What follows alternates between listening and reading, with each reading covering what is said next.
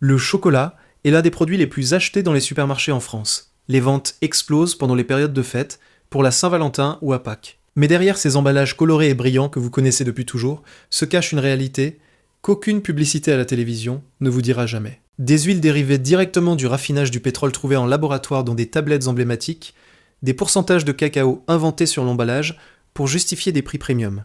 Un scandale européen de grande ampleur, avec des centaines d'enfants hospitalisés pour des infections sévères. Et toute une industrie mondiale qui bâtit encore aujourd'hui sa richesse sur le dos de plus de 1,5 million de mineurs exploités en Afrique de l'Ouest. Nous avons analysé en détail les tests comparatifs réalisés par des associations indépendantes de consommateurs, telles que les études publiées par Altroconsumo en Italie et Ecotest en Allemagne sur le chocolat au lait et le chocolat noir. Les résultats de laboratoires émis par Consumer Reports aux États-Unis et tout ce qui est écrit en caractères minuscules sur les étiquettes que personne ne lit vraiment en magasin. Nous avons trouvé 7 marques et catégories qu'il vaudrait mieux éviter, et seulement 3 qui s'en sortent complètement propres face aux scientifiques. Les 7 marques et catégories à éviter, 7. Poulain, c'est moi, le segment nostalgique traditionnel. Nous commençons par le chocolat historique du marché français. Qu'il s'agisse de marques qui misent sur la tradition, sur des symboles nationaux ou sur la nostalgie de l'enfance. Ce sont les tablettes que les Français reconnaissent instantanément en rayon et achètent par réflexe. Des publicités mémorables, un emballage classique, un nom qui évoque des souvenirs. Une véritable institution dans nos réseaux commerciaux depuis des générations. Le problème identifié par les spécialistes dans ce segment industriel ne concerne ni le goût, mais ce que les laboratoires chimiques ont découvert dans la composition. Dans les tests comparatifs sur les tablettes de grande consommation, une grande partie des produits analysés contenaient des traces de MOSH, hydrocarbures saturés d'huile minérale dérivés de la distillation du pétrole. Comment le pétrole se retrouve-t-il dans notre chocolat ? La contamination n'est pas une décision intentionnelle du fabricant, mais elle est extrêmement répandue en raison d'une logistique déficiente. Ces composés arrivent dans le cacao par les sacs de jute traités avec des huiles minérales, bon marché utilisées pour le transport des fèves sur les navires. Par les lubrifiants mécaniques des machines de broyage ou par le processus de migration des encres industrielles depuis les emballages en carton recyclé vers l'intérieur de la tablette. Bien que les MOSH ne soient pas classés directement comme cancérogènes et que l'EFSA, Autorité européenne de sécurité des aliments, ne les considère pas comme alarmants à doses isolées, le danger majeur est de nature biologique.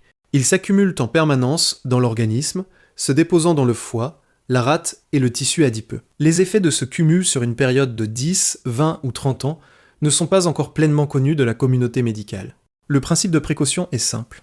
S'il existe des concurrents en rayon avec des niveaux proches de zéro, pourquoi accepter le plus contaminé ? #chocolat Ferrero Kinder a été créé en 1968 comme un produit premium exclusivement dédié aux enfants. Le marketing mondial l'a toujours positionné comme un choix sain, sûr et avec beaucoup de lait, donc riche en calcium.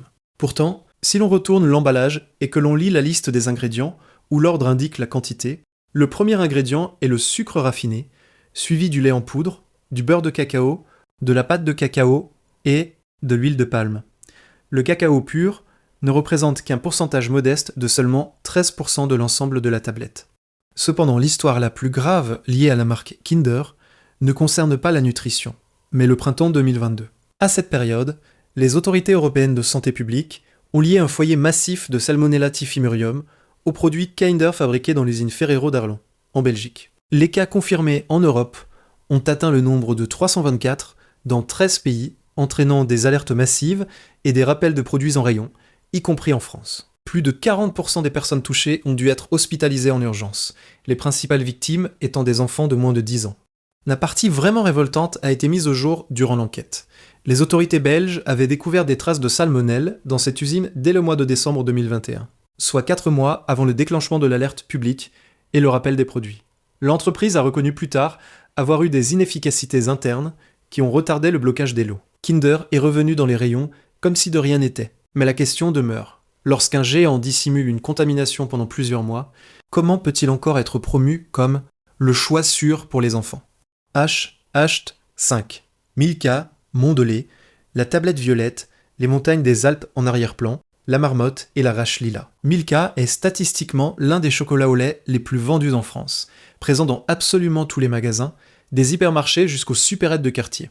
Malgré son succès commercial, les analyses européennes révèlent 3 grands problèmes structurels. Une recette extrêmement bon marché, Le premier ingrédient est le sucre raffiné. Le deuxième est représenté par les graisses végétales, ajoutées pour réduire les coûts.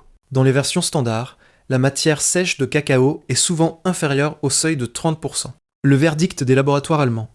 Dans les tests réalisés par le célèbre magazine indépendant Ökotest sur le chocolat au lait en Europe, Milka a reçu la mention médiocre insuffisant, en raison d'une contamination sévère, elle aussi, par des hydrocarbures d'huile minérale moches. L'opacité de la filière éthique, la maison mère, Mondelez, a été vivement critiquée dans les rapports d'Amnesty International et d'autres organisations pour ses liens avec des fournisseurs d'huile de palme.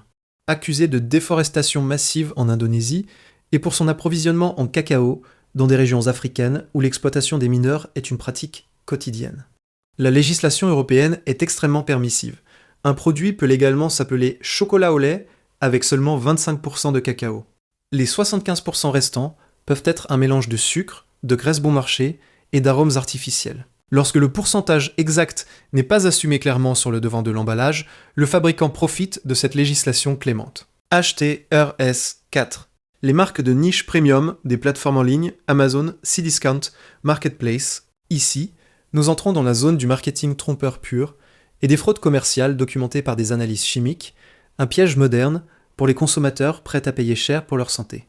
Sur les plateformes en ligne en France, on vend de nombreuses tablettes promues, comme étant artisanales, raw vegan, bio-organique ou premium bean to bar, à des prix exorbitants qui dépassent souvent les 6 à 8 euros par tablette, soit plus de 60 à 80 euros le kilo. Sur l'étiquette, il est écrit en gros et de manière très claire 75% cacao. Pourtant, les analyses chimiques, commandées par des associations de consommateurs sur ces produits de niche, ont révélé des détails stupéfiants.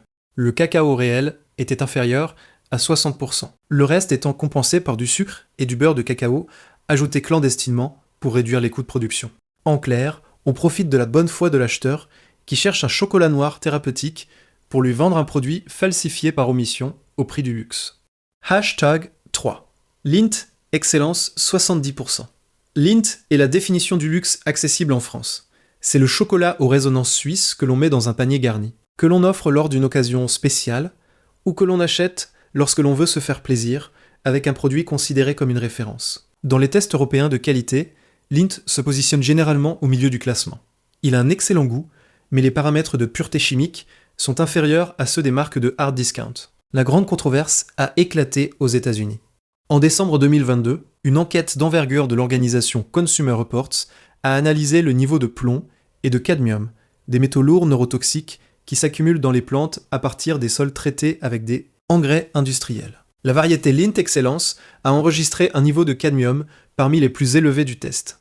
S'en est suivi un recours collectif, class action, dans plusieurs États américains, où les avocats de Lindt ont présenté une défense purement cynique devant les juges. Ils ont demandé le rejet des accusations, au motif que l'entreprise n'avait jamais garanti de manière explicite sur l'emballage que ces produits ne contenaient aucun métal lourd. Traduit du langage juridique, nous n'avons pas menti, nous avons juste choisi de ne pas vous le dire. Bien que les lots destinés au marché européen respectent les limites légales actuelles, ce manque de transparence corporative laisse un goût amer. La réalité derrière le marketing.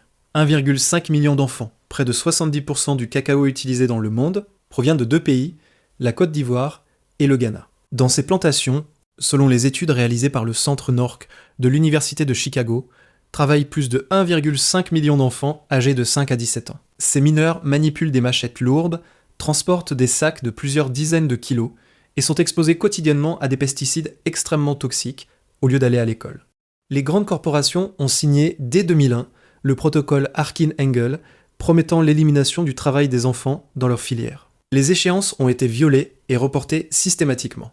D'abord à 2005, puis 2010, 2020 et par la suite à 2025. Les certifications éthiques indépendantes représentent la seule barrière réelle face à cette exploitation. Mais seule une petite partie du chocolat présent dans nos rayons en détient. Marque premium locale, le segment fine chocolat, en France, le segment des tablettes avec des ingrédients spéciaux, aux figues, à la menthe, au sel de mer, aux écorces d'orange confites ou au piment, est extrêmement puissant et dominé par des marques locales ou régionales qui se positionnent sur le marché comme étant fines et exclusives. Leur prix est souvent le double ou le triple de celui d'une tablette ordinaire de grande consommation. Les analyses de laboratoire montrent pourtant qu'une belle histoire ou une recette inventive ne garantit pas la pureté absolue de la matière première. Lors de tests récents sur du chocolat noir à 70-75%, certaines de ces tablettes du segment fin ont échoué au test des MOA, hydrocarbures aromatiques d'huile minérale. Contrairement aux moches, les MOA sont considérés par les médecins et les autorités de sécurité alimentaire comme potentiellement mutagènes et cancérogènes. Dans les aliments, la tolérance pour cette substance devrait être strictement de 0. Le fait que des marques de distributeurs beaucoup moins chères soient sorties complètement propres dans cette catégorie prouve que l'élimination de la contamination dépend uniquement de la rigueur et des aides. Investissement qu'un fabricant choisit de faire dans le contrôle de sa chaîne de distribution. Hashtag 1. Le chocolat au lait économique, sans origine. Les marques premier prix. Cette position ne vise pas une seule marque, mais toute une catégorie présente au bas des rayons en France. Le chocolat qui coûte très peu cher, sans aucune mention du pays d'origine des fèves de cacao, sans pourcentage de cacao déclaré de manière transparente sur le devant de l'emballage, et sans aucune certification écologique ou éthique. Les tests européens de laboratoire, sur les produits de la catégorie premier prix ou premier prix, ont montré un taux de contamination par les huiles minérales de près de 80% des échantillons. Analysés. De plus, dans une étude récente, plus de 20 grands fabricants de ce segment complexe ont reconnu officiellement devant les autorités qu'ils n'avaient pas la capacité logistique de suivre de quelle ferme provenaient leurs matières premières. Lorsque vous achetez un chocolat extrêmement bon marché et anonyme, vous financez directement une filière opaque qui refuse d'être surveillée. Les 3 marques sûres qui méritent d'être achetées. Heureusement, des tests de laboratoire rigoureux ont également mis au jour des produits dotés d'un profil de sécurité impeccable, dont certains sont de véritables surprises d'un point de vue financier. Hashtag 3. Perugina Nero, 70%, groupe Nestlé, disponible dans presque toutes les grandes chaînes d'hypermarchés et de supermarchés en France. Carrefour, Auchan, Leclerc, Intermarché. Cette ligne de chocolat noir a passé les tests européens avec un excellent score. 84 sur 100. Laboratoire. 0 trace de composés dangereux. MOA, pourcentage de cacao respecté à la lettre, selon les analyses chimiques, et présence de métaux lourds bien en dessous des limites d'alerte européennes. Prix. C'est un produit commercial de grande consommation. Ce n'est pas l'option la moins chère du rayon, mais il offre une sécurité solide, confirmée par des données indépendantes, pour ceux qui recherchent un chocolat noir classique et intense. HHH2. Fin carré. Chocolat noir, 74%. Lidl. La plus grande et la plus agréable surprise de toute l'étude comparative. C'est le chocolat, marque de distributeur des magasins Lidl, qui coûte extrêmement peu cher par rapport au marché. Dans toutes les analyses des associations de consommateurs, le fin carré 74% a obtenu un score de premier ordre, pulvérisant en matière de sécurité et de pureté des concurrents 3 fois plus chers. Les tests chimiques ont confirmé l'absence totale de contaminants aux huiles minérales, MOSH, SMOH. Et le jury de dégustation lui a attribué des notes maximales pour sa texture, sa finesse et l'absence d'arrière-goût résiduel. Le point le plus important, il possède la certification Fairtrade ou Rainforest Alliance. Cela signifie que le distributeur garantit officiellement que ce chocolat accessible provient de sources où les producteurs reçoivent un prix juste et où le travail des mineurs est strictement interdit et contrôlé par des audits indépendants. Hacht 1, cas classique, 74%, marque repère Auchan, chocolat noir, 74%. Les meilleures marques de distributeurs.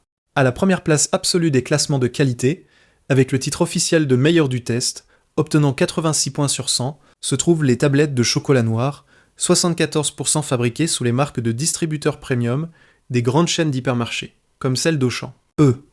Leclerc, avec marque repère ou Kaufland.